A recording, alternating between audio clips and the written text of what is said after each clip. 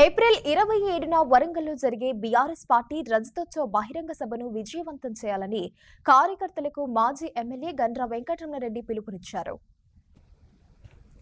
షాయంపేట మండలం హుస్సేన్పల్లిలో జరిగిన ముఖ్య కార్యకర్తల సమావేశంలో మాజీ ఎమ్మెల్యే గండ్ర వెంకటరమణారెడ్డి పాల్గొన్నారు.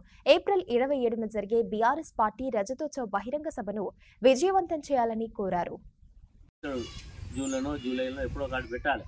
పెట్టినప్పుడు మాత్రం ప్రజలందరూ కూడా ఈ ప్రభుత్వం చేస్తున్నటువంటి దుర్మార్గాలను ఖచ్చితంగా ఎండగట్టాల్సిన అవసరం ఉన్నది. అంటే ఎండగట్టడం అంటే ఈరోజు మనం గతంలాగా లేదు, ధర్నాలు రాస్తాది. ప్రజలు అవకాశం వచ్చినప్పుడు ఓట్ల రూపంలో ఈ ప్రభుత్వానికి వ్యతిరేకంగా ఓట్లేసినప్పుడే నిజమైనటువంటి ప్రజాస్వామ్యం నిలబడుతుందనే విషయంగా గుర్తు చేస్తూ 27వ తారీఖు నాడు జరగబోయేటువంటి సభ నా భూతం నా భవిష్యత్తు. ఇలాంటి సభ మళ్ళీ ఎవరు పెట్టలేరు, ఇంత జనాన్ని ఎవరు సమీకరించలేరు.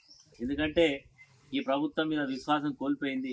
మళ్ళీ కేసీఆర్ గారే రావాలి, కేసీఆర్ గారు వస్తేనే ప్రజలకు మేలు జరుగుతుందనే భావంతో ఉన్నారు.